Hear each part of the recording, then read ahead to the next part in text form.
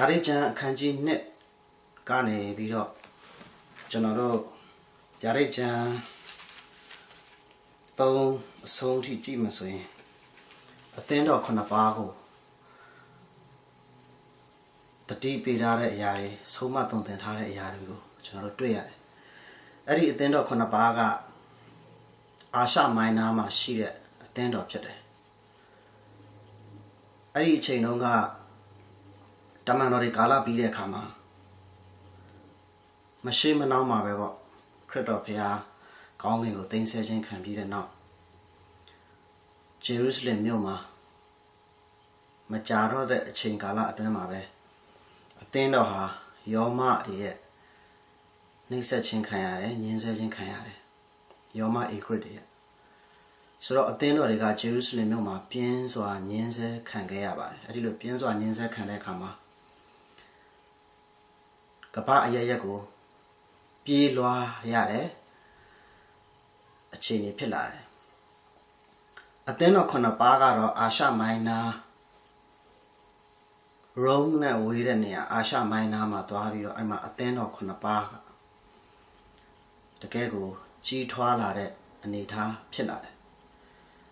တမန်တော်ရှင်ယောဟန်က AD 90ဝန်းကျင် Bible Scholar တွေကတော့ပထမရာစုအတွင်းမှာပြောကြတယ်ယောမအေဂရစ်ဒိုမစ်ရှင်လက်ထက်မှာဗျာဒိတ်တော်ကိုသူကရရှိတယ်။ပတ်မှုကျွန်းမှာဘုရားရှင်ရဲ့ဧဝံဂေလိတရားအတွက်ကြောင့်ချုပ်နှောင်ခြင်းခံရတဲ့အခါမှာသူ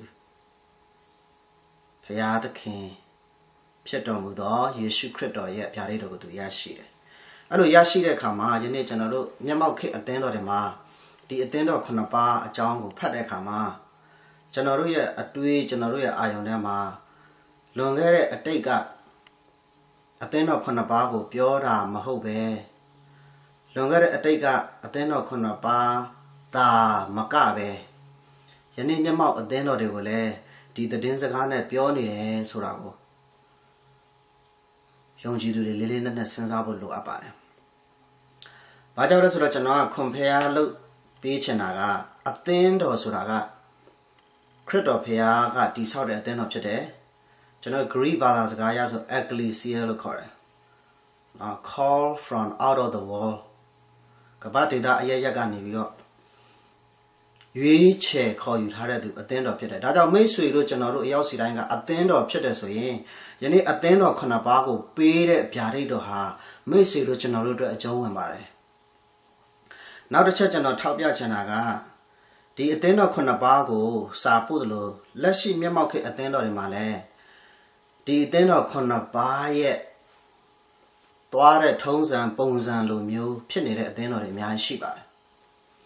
မိတ်ဆွေတို့ကျွန်တော်တို့တူတယောက်ချင်းစီကလည်းအသင်းတော်ဖြစ်တဲ့အတွက်ကြောင့်မလို့ဒီအသင်းတော်9ပါးကိုပေးတဲ့စာကိုလေးလေးနက်နက်ဖတ်ပြီးတော့မိမိရဲ့အတ္တတာကိုပြင်ဆင်ဖို့ရန်အတွက်ဖြစ်ပါတယ်ကျွန်တော်ကျမ်းစာအပြင်တစ်ချက်ဖော်ပြလိုတာကတော့ကျွန်တော်တို့ဒီအသင်းတော်9ပါးကိုသခင်ဘုရားကတတိပေးတဲ့စာနိုးစော်တဲ့စာသူဖော်ပြတဲ့ဗျာဒိတ်စာတွေဒီအသင်းတော်9ပါးပို့တဲ့စာအပြင်ပြောတဲ့အခါမှာထူးခြားတာတစ်ချက်ကိုပြောချင်တယ်အဲ့ဒီအရာကတော့အသင်းတော်တစ်ပါးစီတိုင်းကိုပြောတဲ့အခါမှာသူပါပြောလဲဆိုရင်ကျွန်တော်တို့အေဖက်နဲ့ကနန်းငယ်9ဒါအေဖက်အသင်းတော်ကိုပို့တဲ့အခါမှာအေဖက်အခန်းကြီး2ကနန်းငယ်9မှာဆိုရင်ဝိညာဉ်တော်သည်အသင်းတော်တို့အားအဘယ်သို့မိန့်တော်မူသည်ကိုနားရှိတော်သူမည်သည်ကကြားပါစေဒီနေရာမှာဝိညာဉ်တော်လို့ဖော်ပြထားတယ်အသင်းတော်ကိုအဘယ်သို့မိန့်တော်မူသည်ကိုနားရှိတော်သူမည်သည်ကကြားပါစေဒီနားရှိတော်သူမည်သည်ကကြားပါစေဆိုတာကတော့ခရစ်တော်တတ်တော်ထင်ရှားတဲ့ခါမှာလည်းသုံးခဲ့တဲ့စကားလုံးဖြစ်တယ်မိတ်ဆွေတို့ကျွန်တော်တို့မှာတကယ်နားရှိပြီလားကြားတတ်ပြီလားဝိညာဉ်ရေးရအမြင်ရှိပြီလား enlightenment ဖြစ်ပြီလားဆိုတဲ့အရာကိုရည်ညွှန်းတာဖြစ်တယ်လို့ကျွန်တော်အနေနဲ့အနက်ဖွင့်လို့တယ်ဒီအရာကလည်းဘုရားသခင်ပေးသိတဲ့အရာဖြစ်တယ်ဒါကြောင့်ဝိညာဉ်တော်ကအသင်းတော်ကိုအဘယ်သို့မိန့်တော်မူသည်ကိုနားရှိတော်သူမိသည်ကကြားပါစေဝိညာဉ်တော်ဆိုတာကတန်ရှင်တော်ဝိညာဉ်တော်ဘုရားဖြစ်တယ်ဒီနေ့အချိန်ကာလမှာတန်ရှင်တော်ဝိညာဉ်တော်ဘုရားကဗျာဒိတ်နဲ့စကားပြောနေတယ်မိတ်ဆွေနားရှိတယ်ဆိုရင်ကြားမှာဖြစ်တယ်ကျွန်တော်နားရှိတယ်ဆိုရင်ကြားမှာဖြစ်တယ်အသင်းတော်ကနားရှိတယ်ဆိုရင်ဒီကနေ့ကြားမှာဖြစ်တယ် ဒီဝိညာဉ်တော်ကအသင်းတော်ကအဘယ်သို့မိတ်တော်မူသည်ကိုနားရှိသောသူမည်ဒီကကြားပါလေစေဆိုတဲ့စကားလုံးကိုကျမ်းပိုက်ကိုပို့တဲ့အသင်းတော်တိုင်းမှာဖော်ပြတယ်ဆိုတာတွေ့ရတယ်အေဖက်အသင်းတော်မှာလည်းအဲ့ဒီလိုဖော်ပြလို့ဇမုရဏအသင်းတော်မှာကြည့်တဲ့အခါမှာလည်းပဲကဏ္ဍငယ်7မှာကျွန်တော်တွေ့ရတယ်ဝိညာဉ်တော်သည်အသင်းတော်တို့အားအဘယ်သို့မိတ်တော်မူသည်ကိုနားရှိသောသူမည်ဒီကကြားပါစေပို့လိုက်တဲ့အသင်းတော်တိုင်းမှာဒီစကားလုံးကိုရေးထည့်ထားတယ်ဆိုတာတွေ့ရတယ်နောက်တစ်ခါပေရဂန်မြို့မှာရှိတဲ့အသင်းတော်ကိုလည်းပို့တဲ့စာမှာလည်းကဏ္ဍငယ်10ခွန်ဗျာဒိတ်ကျမ်းခန်းကြီး2ကဏ္ဍငယ်10ခွန်မှာဖော်ပြထားတယ်ဝိညာဉ်တော်သည်အသင်းတော်တို့အားအဘယ်သို့မိတ်တော်မူသည်ကိုနားရှိသောသူမည်ဒီကကြားပါစေဆိုတဲ့ခါကျတော့ကျွန်တော်တို့ကြည့်လိုက်တဲ့အခါမှာပို့တဲ့အသင်းတော်တိုင်းရှိတယ်သွားတိယမြို့အသင်းတော်ဆိုရင်ကျွန်တော်တို့ဒီကဏ္ဍငယ်ကျွန်တော်တို့ပြန်ကြည့်မယ်ဆိုရင်ကဏ္ဍငယ်29မှာတွေ့ရတယ်ဝိညာဉ်တော်သည်အသင်းတော်တို့ကအဘယ်သို့မိတ်တော်မူသည်ကိုနားရှိသောသူမည်ဒီကကြားပါစေတာတိမြို့မှာအသင်းတော်ဆိုရင်အခန်းကြီး3ကဏ္ဍငယ်6မှာတွေ့ရတယ်ဝိညာဉ်တော်သည်အသင်းတော်တို့ကအဘယ်သို့မိတ်တော်မူသည်ကိုနားရှိသောသူမည်ဒီကကြားပါစေနောက်တစ်ခါကျွန်တော်တို့ဖိလဖိမြို့၌ရှိသောအသင်းတော်ကိုလည်းပြောတယ်ဗျာဒိတ်ကျမ်းခန်းကြီး3ကဏ္ဍငယ်73မှာဝိညာဉ်တော်သည်အသင်းတော်တို့အားအဘယ်သို့မိတ်တော်မူသည်ကိုနားရှိသောသူမည်ဒီကကြားပါစေဒီကနေ့မိတ်ဆွေနားရှိပြီလားကြားပြီလားဖခင်ရဲ့အတန်တော်ကိုကြားပြီလားဗျာဒိတ်တော်အပြင်ကြားပြီလားဖခင်တခင်ကဒီနေ့မိတ်ဆွေကိုစကားပြောနေပါတယ်လော်ဒီကိမြို့မှာရှိတဲ့အသင်းတော်မှာလည်းဗျာဒိတ်ကျမ်းခန်းကြီး3ကဏ္ဍငယ်20မှာဝိညာဉ်တော်သည်အသင်းတော်တို့အားအဘယ်သို့မိတ်တော်မူသည်ကိုနားရှိသောသူမည်ဒီကကြားပါစေမိတ်တော်မူ၏ကောင်းပါပြီဒီအတွက်ကြောင့်မလို့ကျွန်တော်တို့ဒီအသင်းတော်9ပါးကိုပေးထားတဲ့စာမှာဒီကနေ့အတက်တာကျွန်တော်တို့ခွန်အားယူဖို့ရအတွက်ဒီနေ့ကျွန်တော်အားပေးတိုက်တွန်းလို့တာကတော့ဗျာဒိတ်ကျမ်းခန်းကြီး2ကဏ္ဍငယ်1မှာရေးထားတယ်နော်ကဏ္ဍငယ်1ရဲ့နော်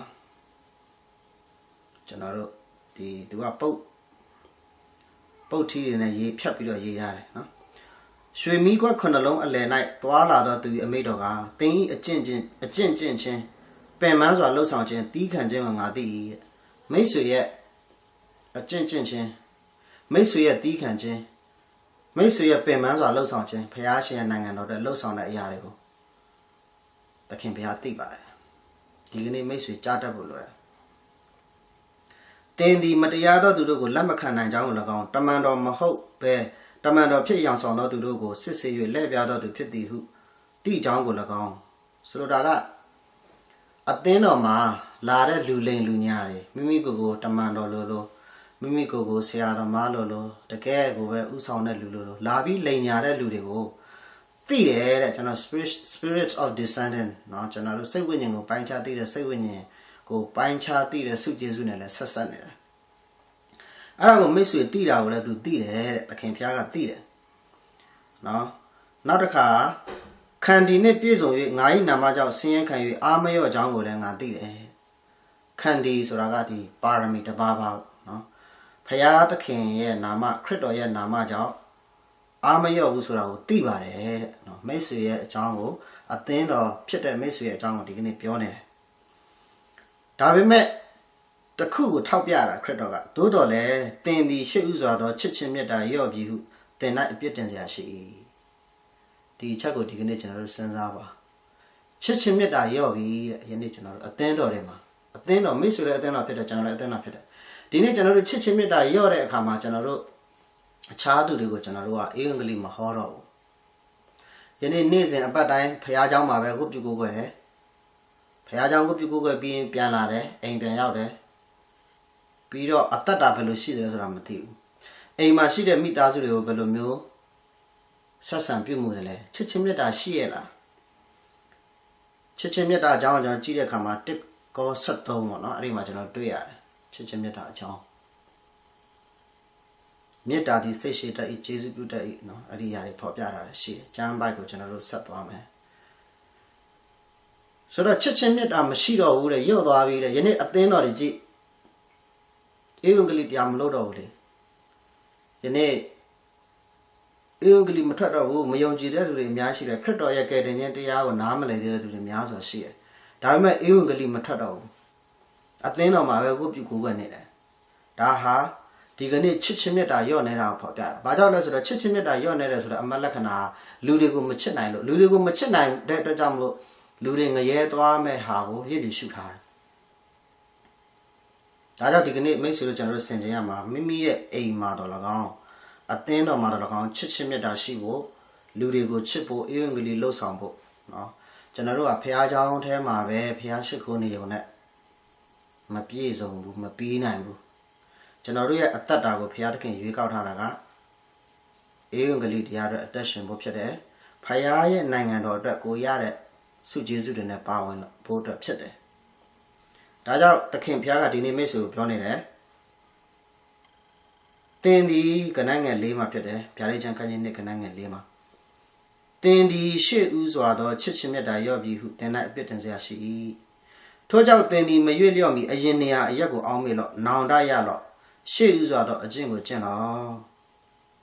ဒါကြောင့်မလို့ချစ်ချင်းမြတ်တာရော့နေသွားတဲ့ခါမှာရွေ့လျော့ဖောက်ပြန်သွားတဲ့သဘောရှိတယ်ဆိုတာတွေ့ရတယ်မရွေ့လျော့မီတဲ့နော်ရှေ့ဦးစွာသောချစ်ချင်းမြတ်တာနော်ရှေ့ဦးစွာသောချစ်ချင်းမြတ်တာရော့ပြီးနော်ဟုတင်၌အပြစ်တင်စရာရှိ၏ထို့ကြောင့်မရွေ့လျော့မီအရင်နေရာအရက်ကိုအောင်းမေလော့နောင်တရလော့ရှေ့စွာသောအကျင့်ကိုကျင့်လော့သို့မဟုတ်တင်ရှိရသောငါသည်အလင်းအမြန်လာမည်နောင်တမရလျင်တင်ဤမိကွက်ကိုနေရာမှရွေ့မည်အမြန်လာမယ်လို့ခရစ်တော်ကဂရုပေးထားတယ်ဒီကနေ့မှာကျွန်တော်တို့ကပ္ပရဲ့အခြေအနေကြည့်တဲ့အခါမှာခရစ်တော်လာဖို့ကလက်တကမ်းလိုပဲရှိတော့တယ်ဒီနေ့လည်းလာနိုင်တယ်နှစ်ပြန်လည်းလာနိုင်တယ်ဘယ်သူတူတယောက်မှလာမဲ့ချေမသိနိုင်ဘူးကောင်းကင်တကာဝကိုရောက်နေပြီအာကာသထဲဆင်းလာပြီးတော့အသင်းတော်ကိုသိမ်းဆဲဖို့ကအချိန်မရွေးဖြစ်နိုင်တယ်ဆိုတော့ကခရစ်တော်လာတဲ့အခါမှာကျွန်တော်တို့ကအစင်သစ်မဖြစ်တာကဘာလဲအေယုံကလေးမဟောတဲ့အတွက်ကြောင့်ချစ်ချင်းမြတ်တာရော့နေတဲ့အတွက်ကြောင့်ဒါကိုကျွန်တော်တို့ကြိုတင်ပြင်ဆင်ထားဖို့ရလို့တယ်နောင်တရပါတဲ့ဒီနေ့အသင်းတော်ကိုနောင်တရခိုင်းတယ်အသင်းတော်တွေဘာလို့နောင်တမရတာလဲဒီနေ့အသင်းတော်တွေဒီနေ့မိမိတဘောအလိုတိုင်းသွားနေတယ်အေယုံကလေးတရားဆိုတာမရှိတော့သာသနာပြုတဲ့အသင်းတော်အထိတက်လန်းရမယ်ဟာကမတက်လန်းမနဲ့ယနေ့အသင်းတော်တွေမှာကွဲပြားမှုတွေဖြစ်နေတယ်လူမျိုးရေးဂိုင်းကနာကြောင့်ကွဲပြားတယ်ပုဂ္ဂိုလ်ဇွဲတွေကြောင့်ကွဲနေတယ်အယူဝါဒဇွဲတွေကြောင့်ကွဲနေတယ်အသင်းတော်မှာတမန်တရားကိုတကယ်ကိုမသိဘဲနဲ့ဆရာလုပ်တဲ့လူတွေကသူတို့ရဲ့ဝိညာဉ်တော်ရဲ့လမ်းပြမှုအတိုင်းမသွားဘဲနဲ့လှုပ်တဲ့အတွက်ကြောင့်မလို့အသင်းတော်ကကွဲနေတယ်အဲ့လိုဖြစ်နေတယ်ဆိုတဲ့ခါကျတော့ဒီအရာကိုကျွန်တော်တို့ကပြန်ပြီးတော့ဒီကနေ့နိုးစော်တယ်မိတ်ဆွေတို့ကျွန်တော်တို့အရောက်စီတိုင်းနောင်တရဖို့လိုတယ်နောင်တရကြတော့နောင်တမရရင်မီးခွက်ကိုနေရာကရွှေ့မယ်တဲ့မိတ်ဆွေတို့ကျွန်တော်တို့ကမီးခွက်ဖြစ်တယ်တန်ရှင်တော်ဝိညာဉ်တော်ကစီဖြစ်တယ်အထဲမှာကျွန်တော်တို့ရဲ့မီးခွက်ကျွန်တော်တို့နောင်တမရအောင်ဆိုရင်ဒီမီးခွက်ကိုဖျားနေရာကနေရွှေ့မယ်ဒါအရင်အရေးကြီးပါတယ်ဒါကြောင့်ဒီနေ့မှာကျွန်တော်တို့ခမည်းတော်အားလုံးဟာချစ်ချင်းမြတ်တာနဲ့နော်ခရစ်တော်ရဲ့ကယ်တင်ခြင်းကိုမသိတဲ့သူတွေကိုအေဝံဂေလိတရားဟောဖို့ရန်အတွက်ပြင်ဆင်ရမယ်မိမိရဲ့အိမ်တော်မိသားစုမှာတော့၎င်းအသင်းတော်မှာတော့၎င်းချစ်ချင်းမြတ်တာနဲ့လက်တွေ့ချစ်ရမှာနေ့ငါချစ်ပါတယ်နေ့ငါကျင်နာတယ်နေ့ငါခရစ်တော်မြတ်တာနဲ့ချစ်တယ်ဗဇက်နဲ့ပြောတာနဲ့မပြီးဘူးကျွန်တော်တို့ကလက်တွေ့ဘယ်လိုလုပ်ပေးမလဲဘယ်လိုချစ်မလဲဒီအရာကိုဒီကနေ့ကျွန်တော်တို့လုပ်ကြပါစို့ဒီနေ့ကျွန်တော်တို့တိုက်တွန်းပါတယ်ရောက်စီရင်ဖျားရှင်ကောင်းကြီးပေးပါစေခဏလောက်ဆုတောင်းပါမယ်ကောင်းကင်ဘုရားရှင်ဖဒီကနေ့အသင်းတော်ကိုချစ်ချင်းမြတ်တာမလျော့နှဲစေဖို့ကိုရရှင်ကောင်းကြီးပေးပါယနေ့ဒီအစီအစဉ်ကိုကြည့်နေတဲ့ကိုရရှင်တာသမီအရောက်စီတိုင်းပေါ်မှာလည်းပဲချစ်ချင်းမြတ်တာနဲ့အသက်ရှင်နိုင်တဲ့သူတွေဖြစ်စေဖို့ရန်ကိုတော်သားသမီးတို့ဆုတောင်းပါတယ်ယနေ့ဒေသနာတော်အတွက်ကိုတော့ကိုကျေးဇူးတင်ပါတယ်ယေရှုခရစ်တော်ဖျားနာမတော်နဲ့ဆက်ကအနဆုတောင်းပါဖတ်ထားတော်ဖျားအာမင်